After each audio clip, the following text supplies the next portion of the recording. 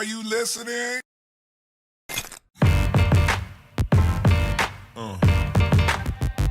Breakthrough Media. Truth always wins out in the end because it outlives falsehood.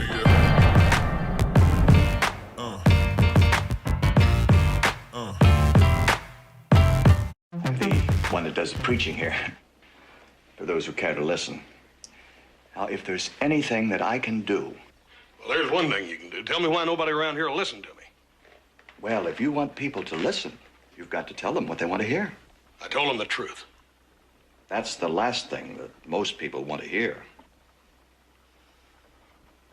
It's time for you to stand on the truth. Time for you to stand for what you know, what you've been researching. And the passion that comes out of B. Tatum comes from the truth. All I do is speak the truth, the whole truth, and nothing but the truth, so help me God.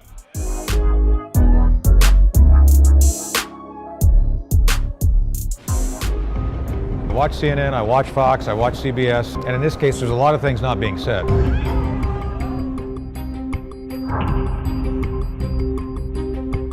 It almost certainly is a recombination event that was laboratory driven.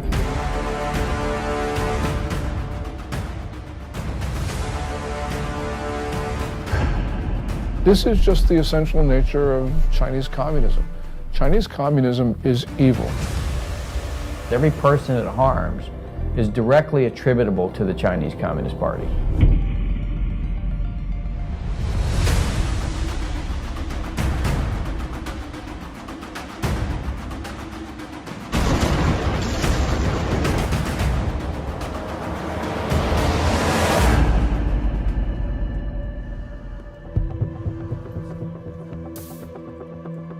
I began looking into the origin of the now widely known coronavirus in early February, with its timing amid the Hong Kong protests, the Taiwan elections, and the US-China trade deal. My name is Joshua Phillip. I'm an investigative reporter at the Epoch Times in New York, writing about the Chinese Communist Party's programs of espionage and unconventional warfare for well over a decade. Videos and messages from Chinese citizens leaking through the censorship suggested the situation was much worse than what the regime was reporting. As my research progressed, initial answers turned into more questions. I soon realized there was much more to the story than we were being told. Today, the coronavirus is impacting over 100 countries around the world. Billions of lives are at risk. And from what is said by the Chinese Communist Party, this allegedly started spontaneously in the seafood market in Wuhan, China.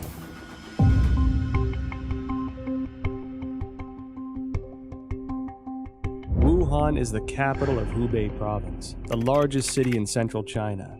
Huanan Seafood Market is located in Jianghan district of Wuhan City and is a large, comprehensive market that includes pork and a variety of frozen seafood, flavored spices, as well as some game meats. The first thing that received public attention about the epidemic was an internal notice from the Wuhan Health Commission. There has been a continuous occurrence of pneumonia cases of unknown cause. The notice issued on December 30, 2019, clearly required all medical units to report similar cases of unknown pneumonia. The notice started spreading online, and on December 31, 2019, the Wuhan Health Commission issued a public notice for the first time, saying that some medical institutions found a link between the pneumonia cases and the Huanan seafood market.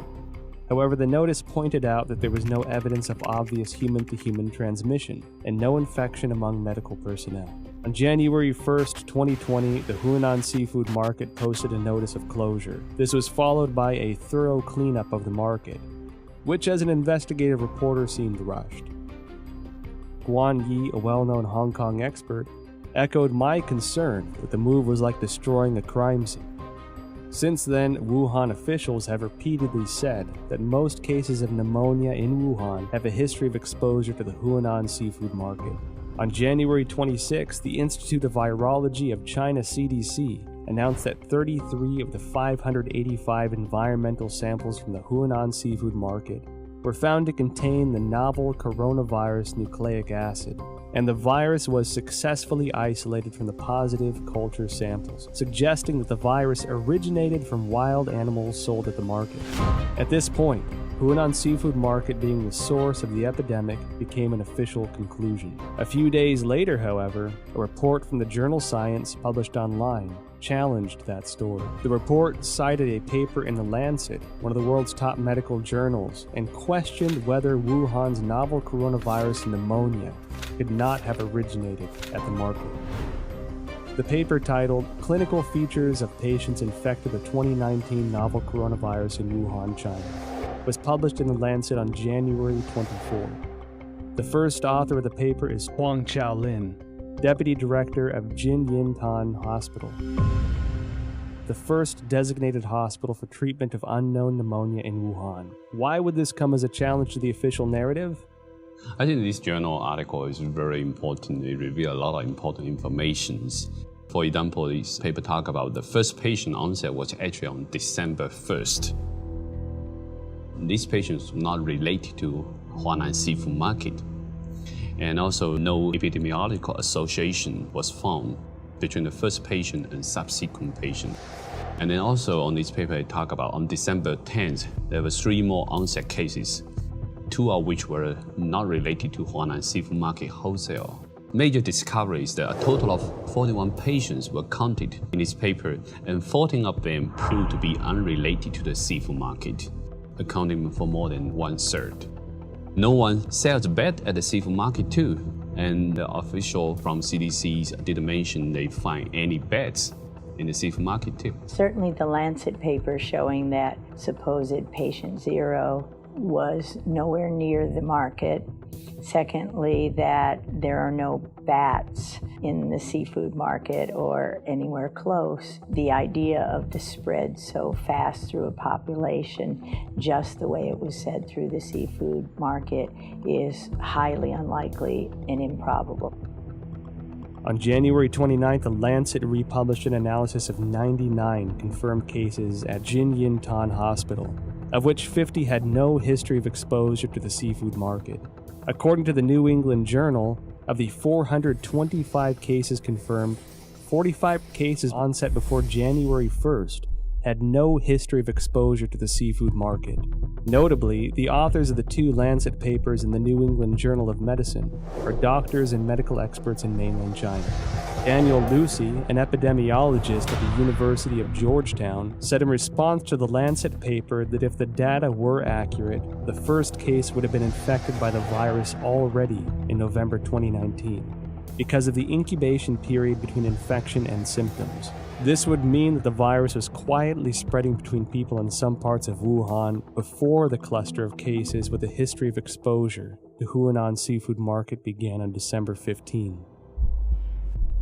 The first expert group from the National Health Commission arrived in Wuhan as early as December 31st, 2019. The expert panel established a set of diagnostic criteria after investigating Jinyintan Hospital of Wuhan that stipulated a history of contact with Hunan Seafood Market, the person having a fever, and displaying the whole genome sequence.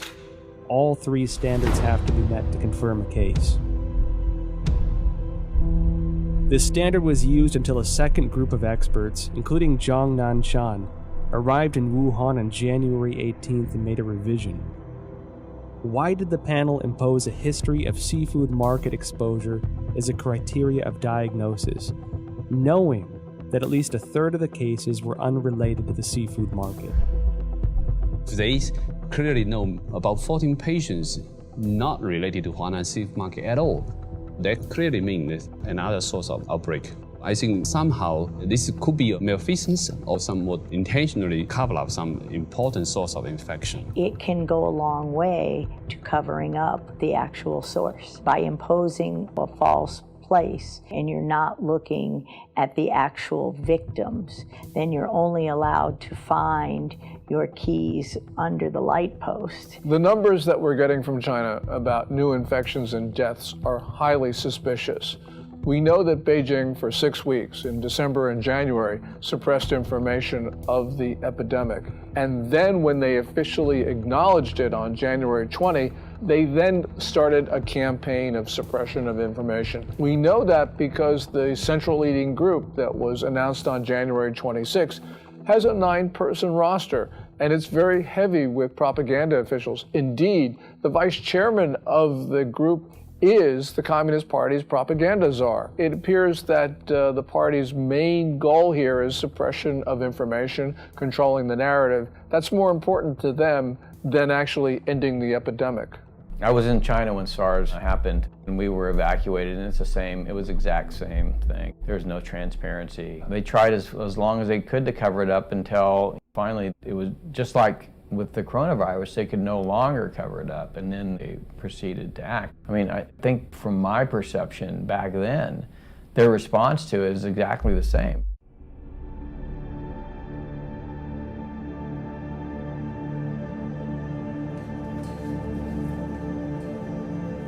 On January 10th, China disclosed the full genome sequence of the Wuhan novel coronavirus, and many of the world's top virologists began analyzing it. As early as January 7th, academic Zhang Yongzhen from the National Institute of Communicable Disease Control and Prevention, along with the School of Public Health of Fudan University, submitted a joint paper to Nature. The paper was published on February 3rd and pointed out that the Wuhan coronavirus is closely related to CoV-ZC45 and CoV-ZXC21, two viruses sampled from bats in Zhoushan by the People's Liberation Army. The Wuhan coronavirus has an 89.1% nucleotide similarity to the CoV-ZC45 virus and even exhibits 100% amino acid similarity in the NSP7 and E proteins. Shortly after the paper was published, other scientists used BLAST, a program developed by the National Institute of Health and the National Center for Biotechnology Information, to compare the viral sequence based on the data submitted by Chinese authorities on January 12th. The results matched with Zhang's findings. Another scientist, Lu Raojian from the Chinese Center for Disease Control and Prevention, and their team also published a paper in The Lancet on January 30. The paper stated that the Wuhan virus has an 88% similarity to two bat-derived SARS-like coronaviruses collected in Zhoushan, Zhejiang province of China. The earliest discovery of this bat-derived virus is by an expert from the Research Institute for Medicine of Nanjing Command. A paper published in 2018 states that scientists from this institute detected many SARS-like coronaviruses in bats from Zhoushan City, also known as bat-like coronavirus, Zhoushan virus. In short, scientists found the Wuhan coronavirus, the current pandemic, is highly similar to a bat SARS-like coronavirus previously discovered by the Nanjing Military Research Institute, showing 100% amino acid similarity in NSP7 and envelope protein, the E protein. What does this high similarity reveal? Hard to see a protein is 100% identical when the virus jumps species. And so that was suggesting maybe the virus could be generated with a reverse engineer process. I certainly believe that the 100% amino acid similarity says it can't possibly be a natural mutation. It almost certainly is a recombination event that was laboratory driven.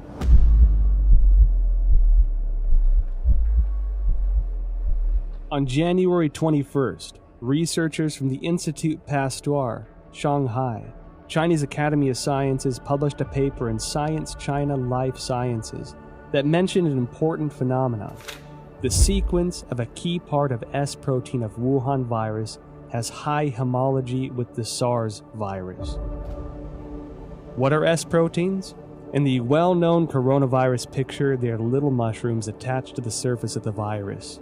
These S proteins, also known as spine proteins or spike proteins, are the most important tool for the coronavirus to invade human cells. If we compare the receptor ACE2 on the cell surface of human bodies to a lock, this S protein is the key, which can unlock this lock on the cell surface and then invade into the cell to propagate and destroy it. That means virus now can infect human cell much easier. That's probably also one of the important reasons that contributing to multi-organ failure when people have a very severe disease. So it can spread out in the human body much faster. Well, the S proteins, the high similarity of the S proteins from SARS-1 to now SARS-2, that's your spike protein. That's the lock and key. That's going to be what drives it right through human cells.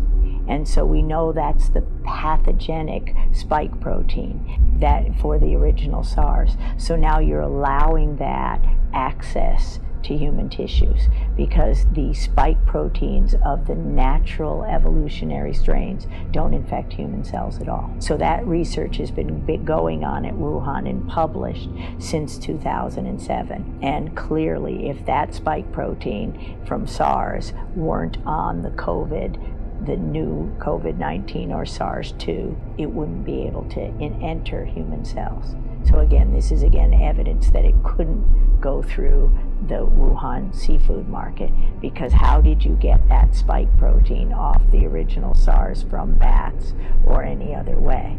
It's lab-derived. Research into the virus genome sequence revealed many essential data points. According to a February 28 report in the South China Morning Post, the Shanghai P3 laboratory, which first shared the Wuhan coronavirus genome with the world, was ordered to close by authorities, impeding further research on the virus. Professor Zhongyang Zhen and his team, who published the genome sequence on January 11th, worked at this laboratory. According to a February 26 report on Caixin, Zhongyang Zhen's team isolated and completed the genome sequence of the previously unknown virus on January 5th. On the same day, the Shanghai Public Health Clinical Center reported the discovery to the National Health Commission and recommended prevention measures. No response was received as of January 11th. And it was then that the team decided to publicize the virus genome sequence on virological.org, becoming the first team to do so in the world. Caixin also reported that the Hubei Health Committee already notified genome sequencing organizations on January 1st regarding the cessation of analysis of Wuhan virus samples. Existing virus samples must be destroyed. Information on the samples, related to papers and related data, are all prohibited from release. On January 3rd, China's National Health Commission distributed Notification Letter 2020 number 3, in which a similar directive was presented. Afterwards, the once active Chinese scientific community suddenly fell into an eerie silence. What was the Chinese Communist Party trying to hide? This is telling us the Chinese government is censoring this information. They do not allow the samples to be sequenced or do not allow the sequence to be published or submitted to the gene bank. Its response to this virus is extremely troubling. It ignored it for 6 weeks. It allowed it to spread around China. It tried to get other countries to not protect themselves. This is dangerous, irresponsible behavior, and it's endangered not only the Chinese people, but people around the world. There is no other way of looking at it. They are responsible for the continuation of this coronavirus. And every time it comes back, because it will come back, because it's going to be with us now permanently, it will come back, and every person that it kills, every person that it harms, is directly attributable to the Chinese Communist Party.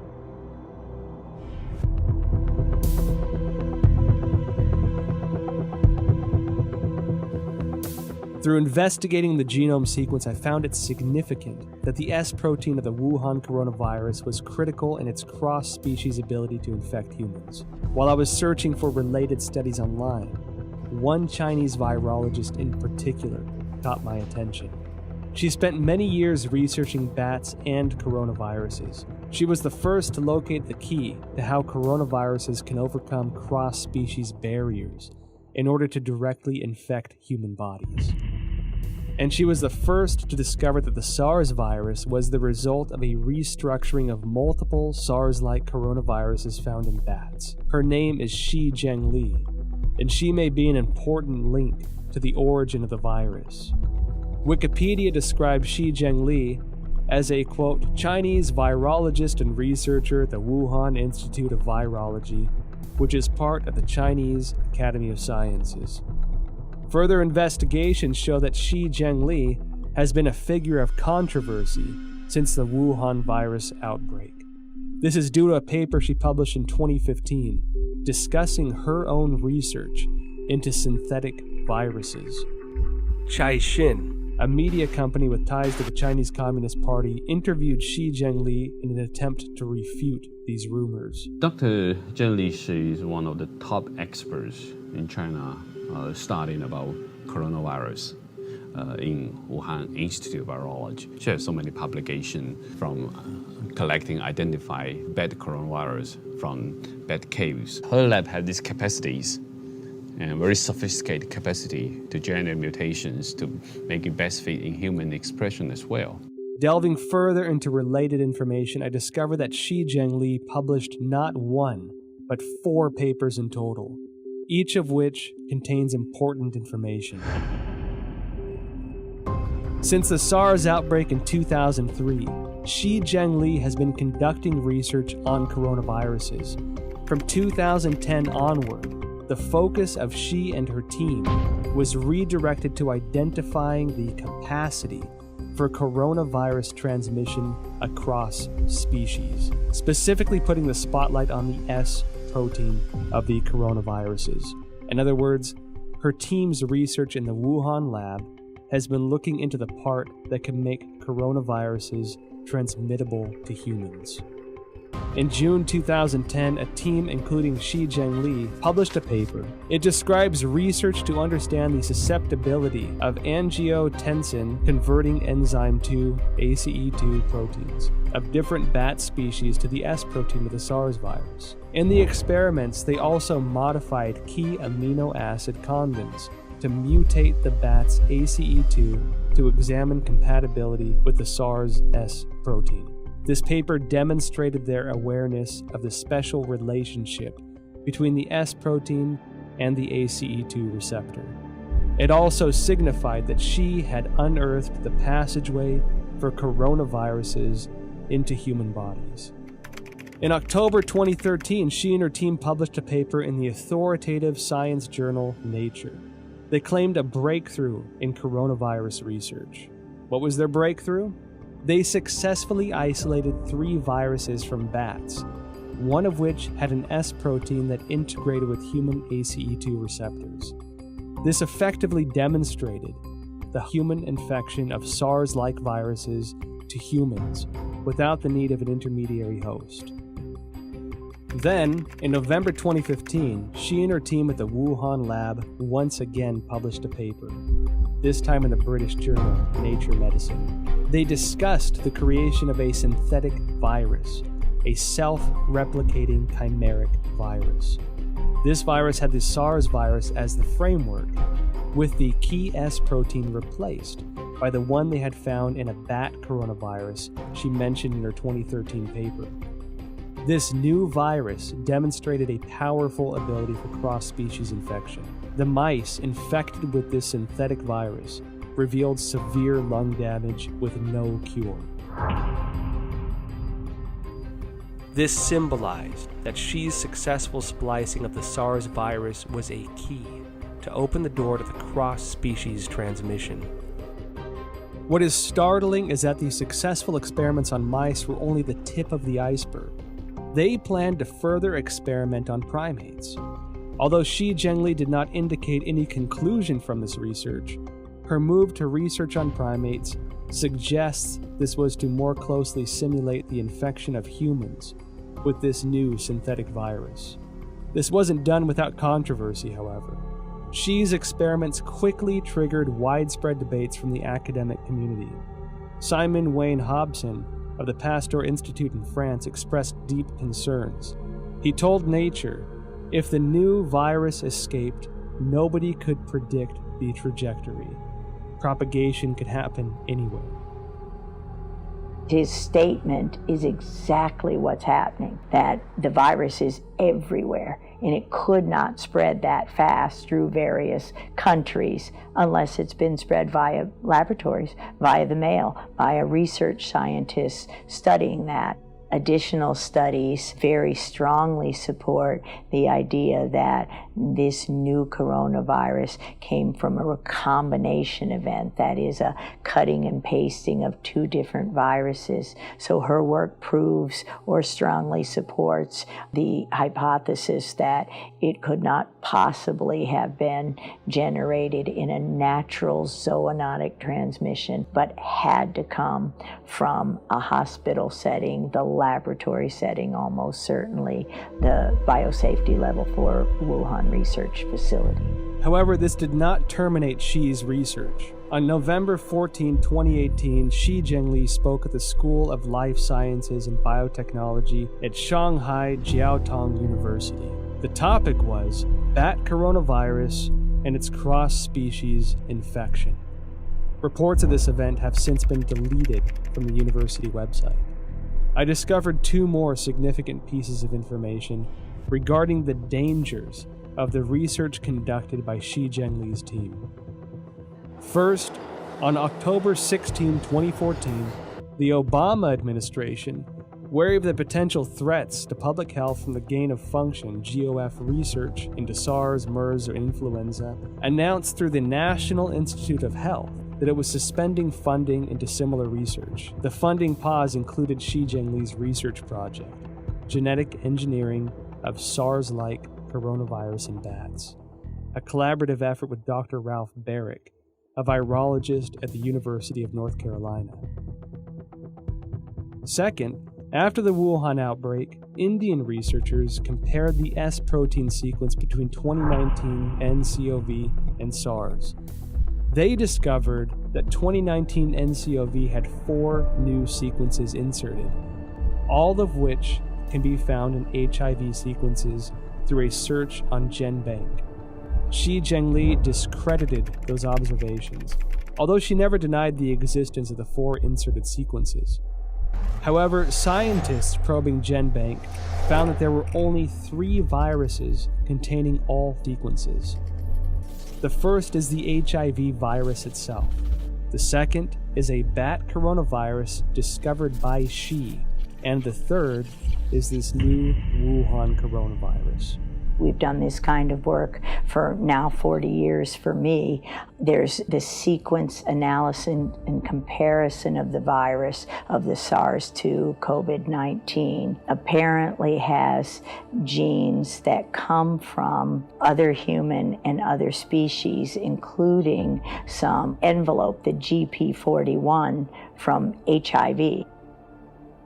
What is the HIV's GP41? The answer I found online describes GP41 as a protein of HIV that acts as the key to infecting human bodies, resulting in the functional failure of the immune system. If the discovery by Judy and her colleagues are established, it would mean that the infectious part of the Wuhan virus, the S protein, incorporated the sequence of the HIV key protein. This made me think of the immunodeficiency symptoms in people infected. They were doing research on a human transmittable coronavirus that was actually published in a paper. So this is research that they actually published. They were working on developing a coronavirus for the human host, which, leads you to question, why would you be creating a coronavirus that can infect humans? What would be the purpose of that research? Is it for a weapon? Is it so that you can then create a vaccine that you are the sole recipient of the profits from? The Chinese have full access to our databases. They have full access to all that research that comes out. They have full access to all our universities to train their scientists. And they have full access to our scientists, like was, with the recent indictment of the head of the chemistry department at Harvard. I mean, this is the 1,000 Talents program. Tens of thousands of the world's most brightest people in all of these different areas that are going to China to help them with their programs. And all of these programs, as you know, have a dual use capability. Beijing's attacks on the United States, which have occurred for weeks and weeks, are really worrying. What it shows is that China is desperate, and the United States needs to defend itself because China is propagating this narrative that we spread the coronavirus to China. So the United States needs to just come out with the facts about how China took coronavirus samples from Canada and the United States. They sent them to Wuhan. We don't know exactly what went on in that lab there at the Wuhan Institute of Virology, but it's time for the United States to defend itself.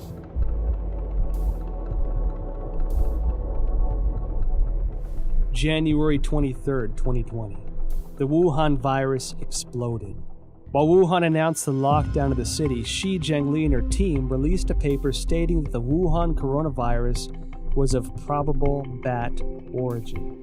This was published in Nature on February 3rd. The paper indicated that the Wuhan virus utilized the same key as SARS to gain entry into the human body.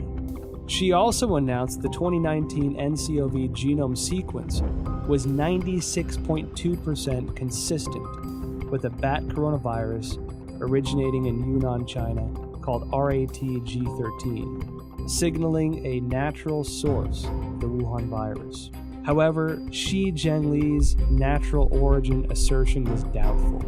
The outbreak occurred in Wuhan, the same location as the P4 laboratory where Xi was based, and which housed highly similar viruses.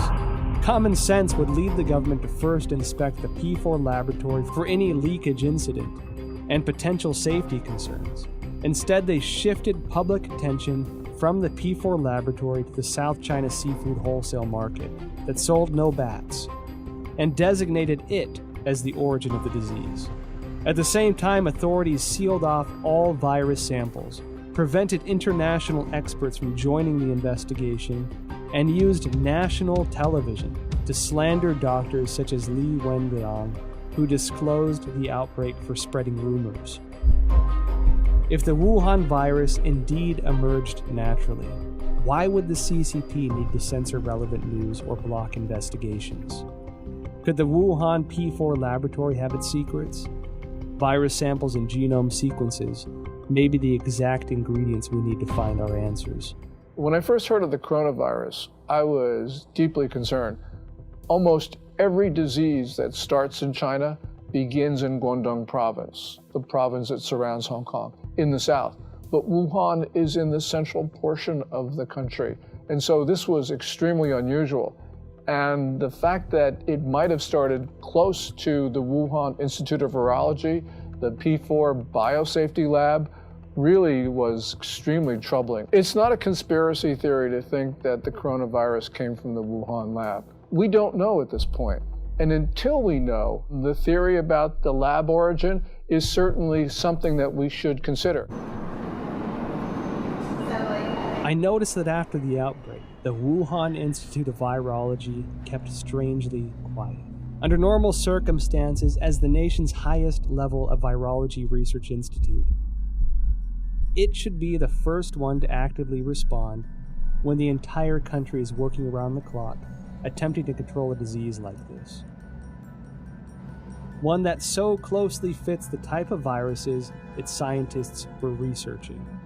In contrast, the Institute had a highly visible demonstration on CCTV of their efforts to detect and prevent the outbreak of virus V in pigs of Guangdong in 2018. It should be noted that the Wuhan Institute displayed a series of abnormal events since the start of 2020. January 2nd, an email from the Director General of the Institute to all internal staff was circulated. The subject was notice regarding the strict prohibition of disclosure of any information related to the Wuhan unknown pneumonia. National Health Commission clearly mandates that all detection, empirical data, results, and conclusions related to this outbreak cannot be published on self-media or social media, nor disclosed to any media, including state media, or collaborative organizations, including any technical services companies. January 21st, a new drug, remdesivir, provided for free by the United States to China for Wuhan coronavirus treatment, was preemptively patented by the Institute. February 3rd, Dr. Wu Xiaohua blew the whistle using his real name that Xi Zhengli's haphazard laboratory management may have led the Wuhan virus to leak from the lab. February 4th, Chairman of Duo Yi, Shu Bo, blew the whistle using his real name that the Wuhan Institute of Virology was suspected of manufacturing and leaking the Wuhan virus. February 7th, top biochemical weapon expert of the People's Liberation Army, Chen Wei, officially assumed control over Wuhan Institute of Virology's P4 laboratory. February 14. Chinese leader Xi Jinping called for the inclusion of biosecurity into China's national security framework and to accelerate the introduction of a biosecurity law. February 15. The Institute refuted widely spread rumors on Chinese social media that a female graduate, Huang Yanling, was patient zero and had perished. However, Huang's photo, CV, and thesis were all removed from the Institute's official website, leaving only her name. February 17. Institute researcher Chen Chuanjiao blew the whistle using her real name that Director General of the Institute, Wang Yanyi, was suspected of leaking the virus. I graduated from the University of Virginia in 1980. My first job was to go to the National Cancer Institute, which was housed at Fort Detrick, Maryland, the same place that houses the USAMRIID, U.S. Army Research Institute on Infectious Disease, the biosafety level 4 facility, equivalent of the Wuhan facility. And so at these facilities, it's where investigators who I went in there myself, you can see the breakdowns in safety, and it's everywhere. That's why I have no doubt the Chinese biosafety level 4, it was just as lacking in safety, in rigor. You can argue that they don't care. Suspected of leaking the virus, military biochemical weapons expert assumes control. Biosecurity law. Now, when these sensitive keywords are connected together, it tells me that the P4 laboratory is not an ordinary academic research institute. I decided to start from the beginning of the Wuhan P4 lab. On January 23rd, the day Wuhan was locked down, French website challenges.fr published an article that revealed many details of the collaboration between France and China to establish the P4 laboratory in Wuhan. In 2003, after the SARS outbreak in China, the Chinese Academy of Sciences requested assistance from the French government to build a virology research center of the highest level. With the support of then French Prime Minister Raffarin, the two countries signed a contract to jointly construct the P4 laboratory under a wave of contention. According to the contract, French architect RTV in Lyon was responsible for the engineering of the laboratory. However, Chinese authorities switched the work to a local Wuhan architect, IPPR, based on research conducted by the General Directorate of External Security. IPPR had close ties to subsidies of the Chinese military, some of which were already targets of concern by the American CIA. Within the 12 subsidiary departments, there was even a specific military management office. The French delayed repeatedly, given security concerns. It wasn't until 2017 before the Wuhan P4 laboratory was operational, and French security continued to suspect that the Chinese regime was conducting biochemical weapons experiments. Who is the real boss of the P4 laboratory?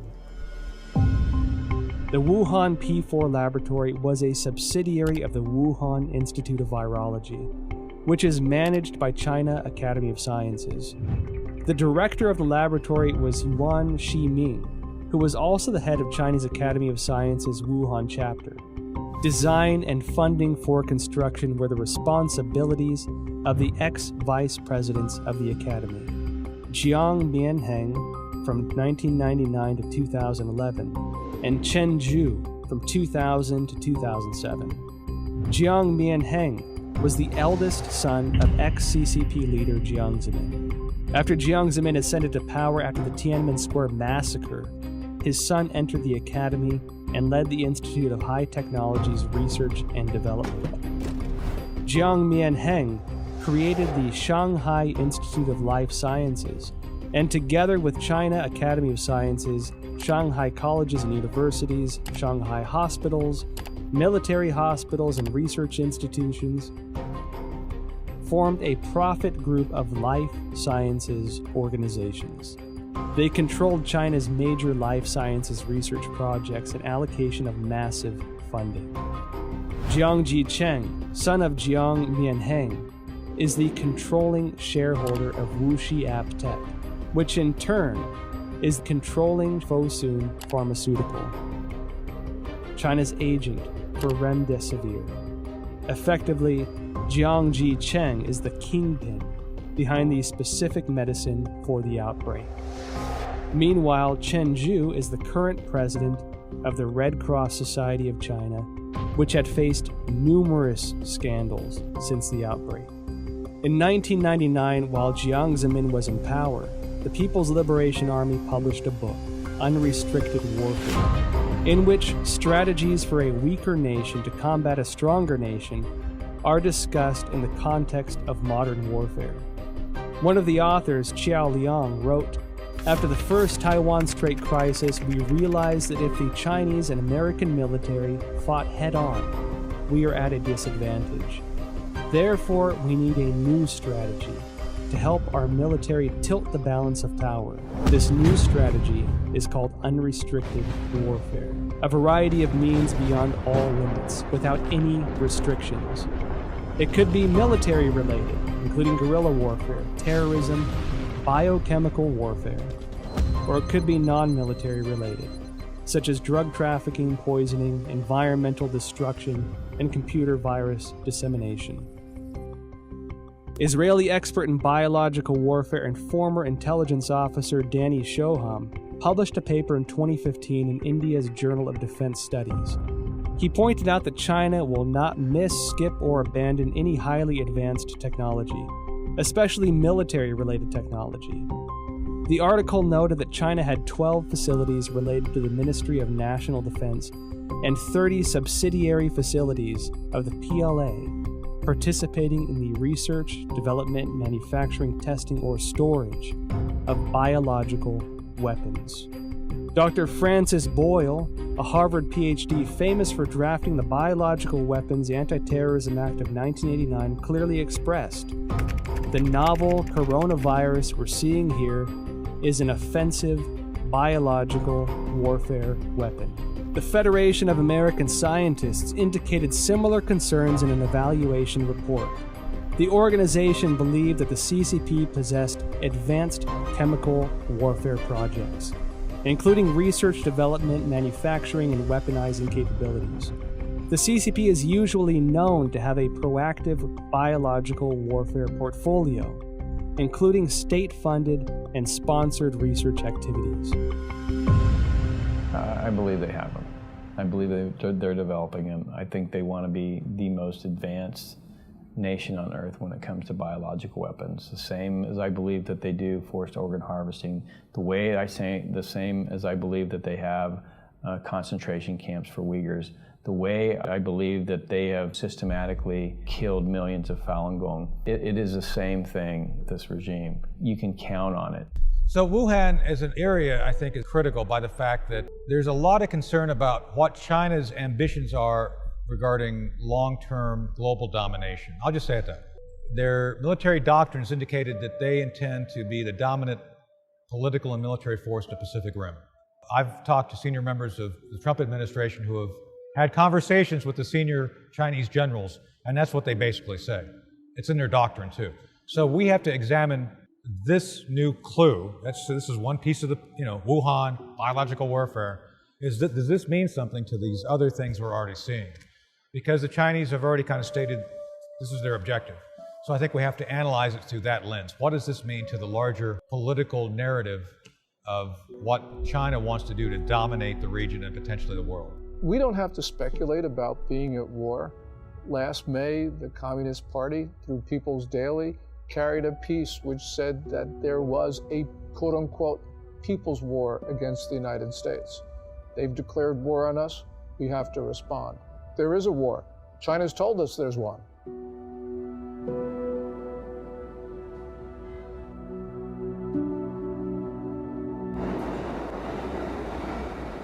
At present, the Wuhan coronavirus pandemic has spread to about 190 countries with no signs of slowing down. The United States announced a state of national emergency. Europe became the new center of the outbreak. The world's largest art museum, the Louvre, and the Eiffel Tower closed to the public. Tragic scenes, previously only found in Hollywood films, are now playing out live on the world stage. And given how closely it seemed to align with the Chinese regime's narratives, I can't help but question the role the WHO had in this catastrophic pandemic. Well, I think all you have to do is look at the photo of Tedros and Xi shaking hands, Xi standing there, Tedros going up to there, and it really is indicative of how China controls many of these international institutions. You can see that the WHO is essentially following Chinese Communist Party's guidelines. You can see that the UN Human Rights Council is similarly following what China does. From the very beginning of the coronavirus outbreak, the Communist Party has done its best to prevent the CDC and others from studying the origin of this disease. We don't know what's there, but the fact that the Communist Party is covering this up should trouble us deeply. Then you see the World Health Organization take over YouTube. And what's amazing is now at the bottom of every YouTube video, even from Chris Martenson with his daily updates, he's just reading facts. Now it's the World Health Organization is a forced link to go to the site. So for any person who doesn't know who the World Health Organization, they go there to get the propaganda. Not the facts, not the truth. They get the propaganda, they get the talking points from the World Health Organization. And that is also it's a shame that American corporations, especially social media, like Google, like Facebook and Twitter, they're trying to censor or ban or shadow ban or manipulate algorithms, so on and so forth, to prevent an actual honest conversation. The best way this is going to be answered, all this, we want the truth. The biggest issue I've learned over my 40-year career, it's not really fighting the viruses and learning how to treat the viruses. It's fighting a system that is determined to cover up and persecute anyone who reveals the truth behind. Today, the World Bank, many of the international institutions have essentially adopted a posture whereby if the Chinese Communist Party tells them to do it, they're going to do it. I'm not surprised at all by what the WHO says. I'm not surprised at all by ICAO, which basically has been blocking people from that tweet about Taiwan. I mean, the whole system, and this is why, by the way, the national security strategy that came out in December of 2017 says what it says, which is we need to protect our societies, not just the United States, but all democracies. We need to rebuild them, not invest Chinese Communist Party regime in the Belt and Road Initiative and Made in China 2025.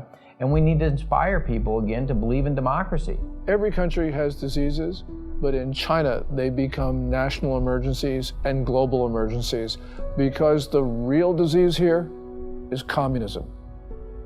A sprawling and aggressive disinformation campaign unleashed globally by the Chinese Communist Party.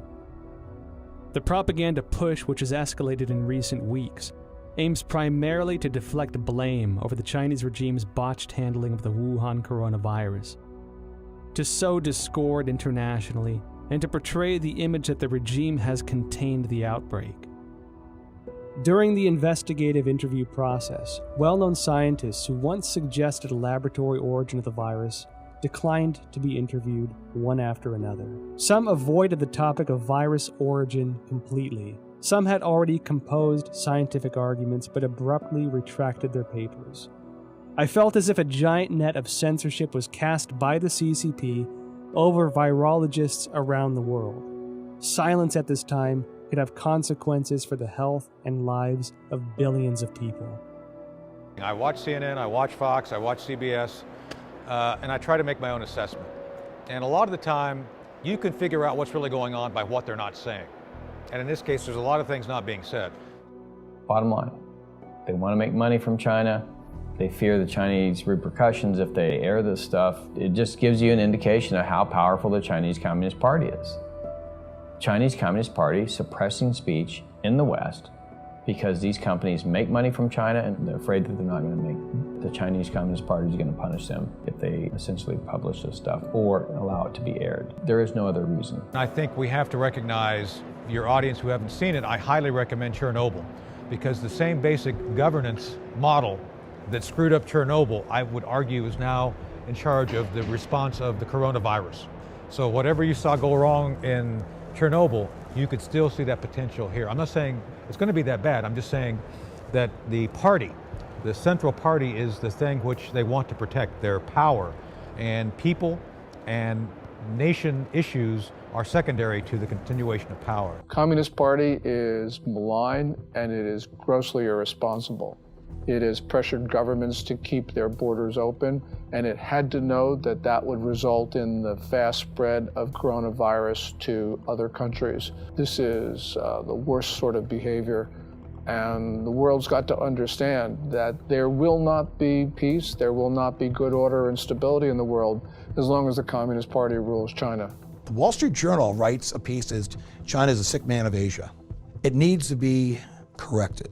It's not China is a sick man of Asia. It is the Communist Chinese Party that's a sick man of Asia. The Communist Party has policies that people abhor.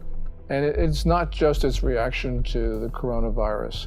We see this with the suppression of rights, also with holding perhaps 1 million people, maybe even 3 million people in concentration camps. So this is just the essential nature of Chinese communism. Chinese communism is evil.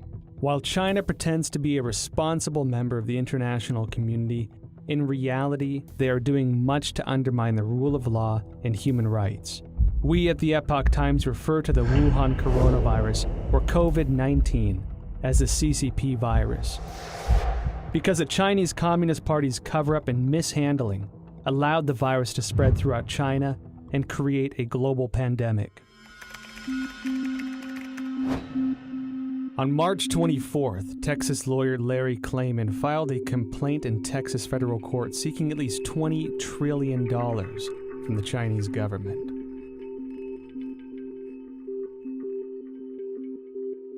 Klayman said in a statement, quote, "The Chinese people are a good people, but their government is not, and it must be made to pay dearly." On April 4th, the British think tank Henry Jackson Society advocated for compensation of £351 billion from the CCP to the UK, and that the government should pursue it through international courts. The same report called for a total compensation of £3.2 trillion to the G7 for the damages caused by the cover-up of the outbreak.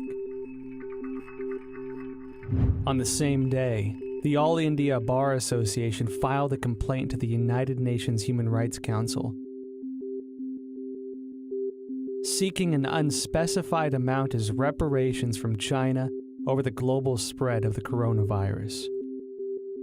Evidently, the CCP violated the international health regulations. The United States and the international community must regain their senses and take action. Reveal the truth through investigations, initiate sanctions against the CCP, and seek massive restitution for the worldwide public health emergency resulting in tremendous health and economic loss. As the people of Taiwan and Hong Kong are insisting, only by trying to stay away from the CCP's invasion can we protect ourselves in this global disaster. Let's start protecting ourselves. Let's start rebuilding our country. Let's start investing in our people. Let's start inspiring people to love democracy and transparency and open markets, not what the Chinese have, which is essentially, if you read document number 9, counter to every single one of those things. So, I mean, it gives us a real opportunity to kind of reevaluate the kind of world we want to live in and fight for the right side of that world. I want them to see the true nature of the Chinese Communist Party, because when they do, they're going to wake up. And when that happens, democracies will begin to flourish again. And when that happens, perhaps, just perhaps, the people of China will have a chance. This virus must have a message for all of us as people of this earth. We need to take a break from our busy schedules and seriously consider the repercussions of our ever-expanding scientific research and development. Did we go too far?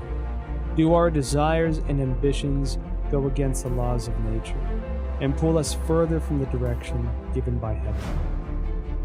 Maybe when this virus lifts, we can again find our traditional values, rediscover kindness and virtue, family and community. I believe that viruses can't survive where hearts have compassion.